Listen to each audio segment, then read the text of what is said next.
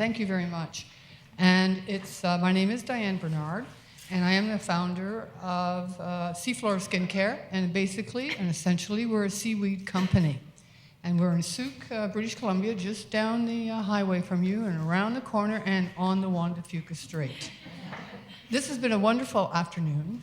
Thank you very much for the invitation, and thank you very much for the opportunity. I am 63 years old, and I still ask myself, what are you going to do when you grow up? So it never ends. I have a PowerPoint presentation that's coming up. So locally, I've been doing this business, seaweed, for 15 years here on Vancouver Island. And I want to talk to you today about entrepreneurship. You've got fabulous leaders here. They're giving you excellent advice. Write it down. Do what they tell you to do. And we'll be able to take a look at what I do down there. So in terms of starting up my business, and I want to tell you, it's true, I'm locally known as the seaweed lady. And it was the chefs who gave it to me. And I want to clear it up. I have a couple of graduate degrees, not in biology and not in science and not in business. But in the 90s, I decided to take on some politics. My background is I have a graduate degree in criminology, so I thought politics was the way to go. And I was the last regional director for the Souk electoral area between Souk and Port Renfrew. And I also was a former chair of the school board. But those years kind of ended.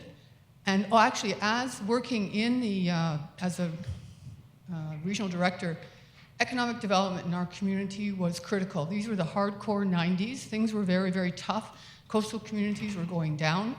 Our resources were strapped. They are still today. But, company towns were closing.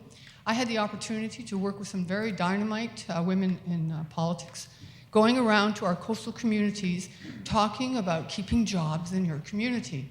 And we talked about value added.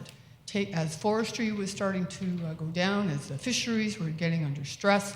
So it was a great opportunity for me to do that. And what we did was go into towns and mostly talk to women and mostly talk about value added, where you take a wild resource, you value add it, and you see where it goes. You take that Canadian creativity, you use Canadian labor, you take that Canadian wild resource, and you do something with it.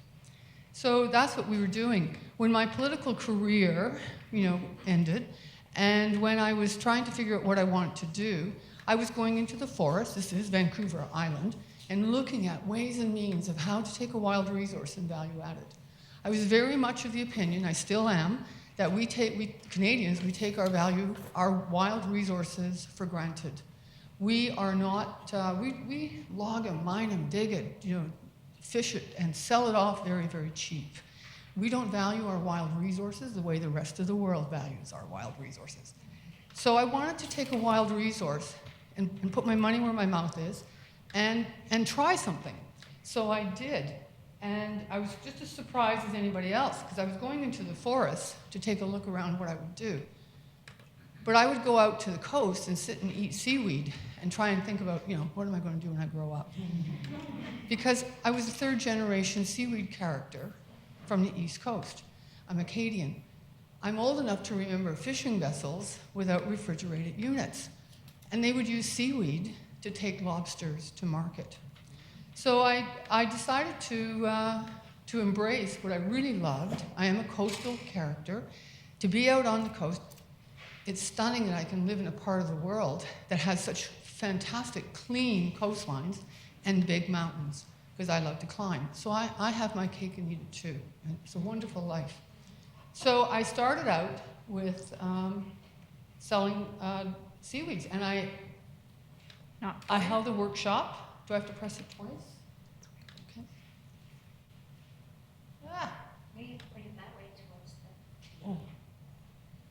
I'm a seaweed lady, not a tech person, as you can tell. So we started off, and I invited some chefs out to see. Go back to that. Oh, I wish I had some. Yeah, it's not going to move. Anyway, that's me.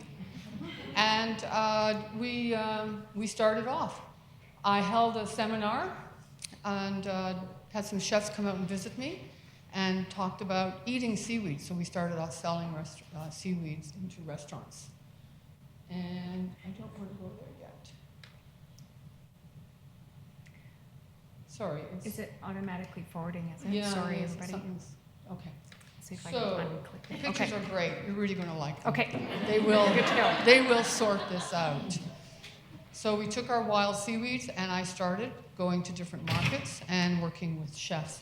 And it was a chef, but it was a chef who introduced me to the world of spa. And because in those days, in the 90s, you had high-end restaurants buying, and they had budgets, which was great. But what was also lifting up and growing in those days were spas. So it was a high-end chef who took me in and showed me a line of products out of Europe, high-end, and called it a seaweed. And I started opening it up. And I still remember the receptionist asking me as I was opening up all these jars to say, "Can I help you? Can I help you?" And I kept saying, "No, I'm okay. I can check it out. Thank you, thank you." But I knew what I was looking at was a high-end European product that was white, perfumey, and I knew it had no seaweed. So I did what I usually do is I backed off. I went back to school. I attended seminars, and I started to build a business model and look at different models where I could take a wild resource, value add it, and kick it out in the world and see what would happen. So it's 15 years later, and we now are still in Souk, still the founder. We offer 12 full-time jobs all year round, plus part-time jobs in the summer. We pay meaningful jobs with benefits, mostly for women, and we are a key player in our community. We sell our products now across Canada, down into California, over to Taiwan.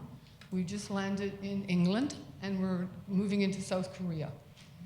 People really like our products, and they really like us. It's clean, it's wild, it has a good, strong story to it. You know, there we go. This is some of the reviews that we've received over the years of meeting with a seaweed lady who could tell her story about what she was doing. The latest is this one here. It's Nouveau magazine. It's my hero on the front, David Suzuki. It's got Louis Vuitton on the back, and it's got the seaweed lady in the middle, the two-page spread.